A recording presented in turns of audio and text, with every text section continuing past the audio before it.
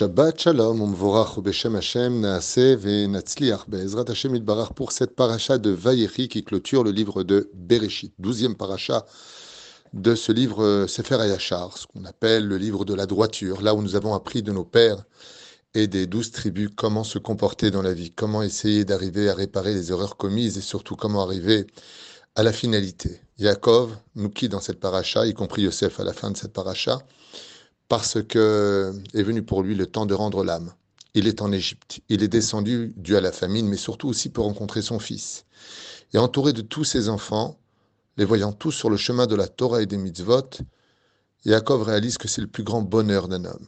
C'est pour ça que le Baal HaTurim nous explique que ce fut ses plus belles années. 17 années passées près d'eux.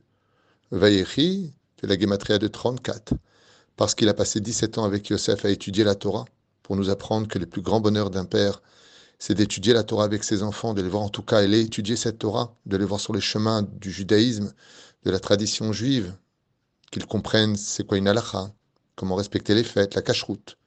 Et puis quand ils les retrouvent tous en train de se parler à la même table, tous en train de se regarder, tous en train de s'inquiéter les uns pour les autres, tous avec des titres honorifiques. Il n'y a pas d'enfants qui viennent de mauvaise culture, tout le monde est là, les petits-enfants sont là. Comme dit Rabbi Nachman, si un jour un homme veut se poser la question « Qu'est-ce que c'est être riche sur terre ?» C'est quand on a sa femme, ses enfants et un toit au-dessus de la tête. C'est ça un homme riche. Et c'est ce que vit Yaakov. Yaakov est inquiet pour un deuxième point. C'est celui de ne jamais, jamais oublier que même si son corps physiquement se trouve en Égypte, son âme se trouve en Israël. Pas simplement dans le sens figuré, mais aussi au sens propre. Car, comme vous le savez, dans Maseret Ketubot 111 Amoud Aleph, l'âme ne quitte pas la terre d'Eretz Israël, avec sa capitale de tous les cœurs juifs, Yerushalayim. Et il rappelle à son fils, en le faisant jurer, n'oublie jamais de me ramener en Israël. Il aurait peut-être voulu y retourner sur ses pieds, mais au moins, que si j'y aille, ce soit aussi allongé. Jamais je ne laisserai mon corps dans la galoute. Yaakov Avinu nous envoie beaucoup de signes et de messages dans cette paracha, à vivre un bonheur que chaque père rêverait d'avoir. Une famille unie, une famille autour de lui, qui, de qui plus est, sont tous les uns avec les autres grâce à la lumière de la Torah.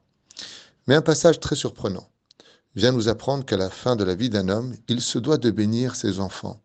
J'avais eu une réflexion en me disant, mais comme on ne sait jamais quand est-ce que viendra notre dernier jour, peut-être aujourd'hui, Chas v'Shalom, ou à 120 ans, seul Dieu le sait. Alors il serait peut-être bon pour nous de bénir tous les jours nos enfants. De telle façon à ce que si Chas v'Shalom il nous arrive quelque chose, eh bien ce n'est pas sous la dernière parole de la colère ou d'une insulte ou de je ne sais quelle maladresse sortirait de nos bouches qu'on aurait quitté ce monde avec nos enfants, mais de laisser un bon souvenir de bénédiction. Quand la bénédiction arrive à Ephraim et Ménaché, d'un coup on se heurte à beaucoup de questions. Pourquoi est-ce qu'il a croisé ses mains alors que juste avant on s'était rendu compte que c'est parce qu'il avait fait une préférence pour Yosef que tout est arrivé. Cette descente en Égypte, tous ces malheurs, ces 22 ans de larmes de Yaakov Avinu, de tristesse où la Shrina s'est éloignée de lui. Deuxièmement, au lieu de croiser les mains, Yaakov n'aurait pas été plus simple de mettre Ephraïm à ta droite et Ménaché à ta gauche? Au sage de nous dire absolument pas. Ménaché n'a pas perdu son droit d'aînesse. Il doit rester à la droite de Yaakov, certes, mais pourquoi donc croiser les mains? Pourquoi mettre la main droite, représentante la plus importante des mains, sur la tête d'Ephraïm, et la main gauche, malgré tout, sur la tête de Ménaché? Alors on comprend pourquoi il les laisse à leur place, comme on vient de le dire, c'est parce que contrairement à Réhouven ou Esav, les Lefel-Favdalim, qui ont eux perdu leur droit d'aînesse, Ménaché mérite son droit d'aînesse. Il reste à sa place d'aîné. Et Ephraïm, lui, reste à la place du cadet. Pourquoi Yaakov croise-t-il ses mains? Il sait qui est Ménaché. C'est un tzaddik. Le rôle de Ménaché, c'est celui qui règle les problèmes. C'est celui qui fait des shlom bayit, c'est celui qui dirige le pays, c'est celui qui traduit, c'est celui qui est investi dans le monde matériel.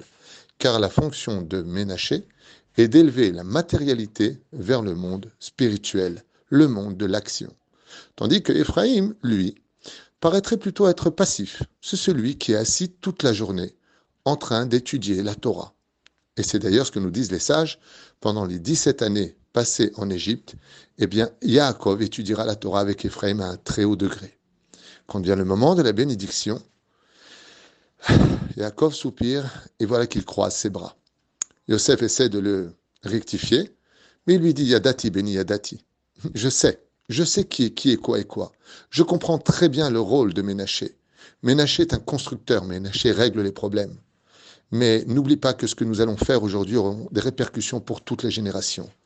Et si je mets ma main droite sur Ménaché, cela voudrait dire que les hommes d'action sur terre, qui ont un rôle primordial, important, pour lequel le monde a été créé, ce qui fait de nous justement des hommes par rapport aux anges, qui eux sont plutôt transparents et passifs, eh bien, je commettrai une erreur. C'est qu'on donnera de la préférence à celui qui construit qu'à celui qui fait vivre. Celui qui étudie la Torah, on a l'impression, pas qu'il sert à rien, mais qu'est-ce que tu as fait de ta vie? Qu'es-tu? Que deviens-tu? Alors Yaakov nous enseigne qu'en mettant sa main droite sur Éphraïm, c'est celui qui en réalité va être celui dont on n'aura pas besoin de régler les problèmes. Grâce à la Torah qu'il étudie, il n'y aura pas de malade, il n'y aura plus de problème d'argent, il n'y aura plus tous ces problèmes. Il n'y aura pas besoin de chalkalan, il n'y aura plus besoin d'hommes d'affaires. Ya'avducha amim ve'ishtachavu lecha leumim. C'est les nations du monde qui viendront te servir. Il y aura une lumière tellement importante qu'il y aura le dévoilement de Dieu sur terre grâce à celui qui étudie la Torah. Même si on sait tous très bien que l'un ne va pas sans l'autre, il n'y a pas d'Éphraïm sans Ménaché, ni Ménaché sans Éphraïm. Il n'y a pas d'homme sans corps et corps sans âme, bien sûr que non. Mais qui est quand même le plus important? Talmud Torah keneged kulam. Ce qu'a voulu dire Yaakov Avinu alav shalom en mettant sa main droite sur Éphraïm, c'est de dire à tous les enfants d'Israël, n'oubliez jamais une chose, que dans la ville, s'il y a du travail, c'est parce qu'il y a des gens qui étudient la Torah. Imen Torah en kemach. S'il n'y a pas de Torah, il n'y a pas de travail. Mais s'il n'y a pas de travail, il n'y a pas de kemach. Il n'y a pas d'Éphraïm sans Ménaché, il n'y a pas de Ménaché sans Éphraïm. Mais qui est vraiment le plus important? Alors sachez qu'il est important pour nous tous de réaliser, de vivre, de constater que c'est grâce à ceux qui étudient la Torah que la terre peut respirer. Imlo biriti yomam v'layla chukot shamayim va'aretz lo samti. On raconte une très belle histoire en traduisant ce que je viens de dire. Si la Torah n'était pas étudiée le jour et la nuit, le ciel et la terre n'auraient pas lieu d'être. On raconte l'histoire du Chafetz Chaim alav shalom qui avait été demandé pour bénir tout donateur qui participerait à la construction d'un hôpital. Car les hôpitaux à cette époque en Russie étaient très compliqués pour les juifs, l'antisémitisme était probant, et donc ils ont voulu faire une clinique dans laquelle les juifs pourraient manger enfin cachère, avec un système qui correspondait à notre judaïsme. Et les lits coûtaient extrêmement cher. Chaque personne réunie dans cette grande synagogue commença à lever la main, et le Chafetz Chaim présent commença à les bénir les uns après les autres. Soudain, un homme plutôt riche acheta à lui tout seul 20 lits d'hôpitaux. Tout le monde s'est retourné. Waouh! Le Chafetz Chaim l'a regardé avec un grand sourire et lui fit une grande bénédiction. Mais voilà que juste après, rentra un jeune bachour, un jeune homme, avec le Talmud dans sa main. Il allait délicatement le déposer dans la bibliothèque, car il venait de finir son étude, et le Chafetz Chaim s'est levé, arrivé jusqu'à lui, puis le bénit. L'homme riche s'est mis en colère en lui disant « Je ne comprends pas, je viens de dépenser une fortune colossale pour 20 lits d'hôpitaux, et lui, il vient de rentrer, il n'est même pas au courant de ce qu'on fait, il pose un livre de Talmud, et vous vous levez jusqu'à lui le bénir. Pourquoi faites-vous une chose pareille? Pourquoi moi n'ai-je pas eu ce privilège ?» Et le Chafetz Chaim l'a regardé avec beaucoup d'humilité et lui a dit « Grâce à votre geste, Baruch Hashem, s'il y a 20 malades, ils auront 20 lits pour être soignés. Mais lui, grâce à son étude, on n'aura pas besoin de vos 20 lits. » C'est toute la différence, et c'est ce qu'a voulu lancer comme message Yaakov Avinu. Plus il y avait de Torah, plus il y aura de Torah, plus il y aura d'études, plus il y aura donc de savoir comment se comporter, comment vivre son judaïsme, et surtout apprendre à connaître Dieu par le biais de l'étude de la Torah et non pas la philosophie.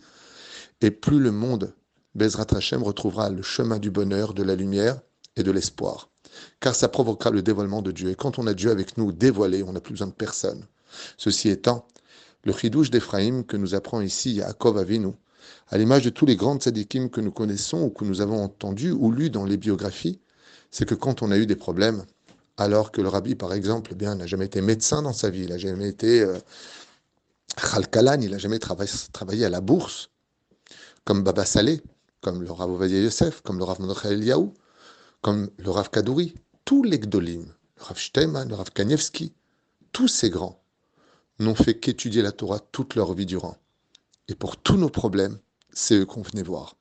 Et on ressortait avec des solutions et des guérisons, et le sourire, et l'avenir, et l'espoir. Pour te dire qu'en réalité, en Éphraïm se tient la main droite de Yaakov, c'est celle qui peut lever les choses. La Torah est beaucoup plus forte que ce qu'on voudrait en faire. Et le jour où Be'ezrat Hashem, on aura tous conscience de la force de la Torah. Tovli Torah Picham Alfeza Vacha Safadi, le roi David. La Torah m'est plus précieuse que tout l'or et l'argent du monde. C'est ce qu'a voulu dire Yaakov Avinu. C'est vrai que le rôle de chacun de nous est primordial, important et qu'il complète le monde. Mais si on veut récupérer le monde avec le soleil réel du premier jour, la lumière, le Or Haganouz, lui par contre est caché dans la Torah. Même si pour autant c'est une grande mitzvah de créer le pays pour Dieu, même si c'est une très grande mitzvah d'être un tailleur pour faire des beaux vêtements pour Shabbat, de construire ce monde, d'être boulanger. On répare le monde par cela, c'est sûr. Mais qui est le plus important? Le Talmud Torah, Keneget Kulam. L'étude de la Torah passe avant toute chose. C'est la plus grande valeur que nous ayons eue sur cette terre. Shabbat, Shalom, Umvorach.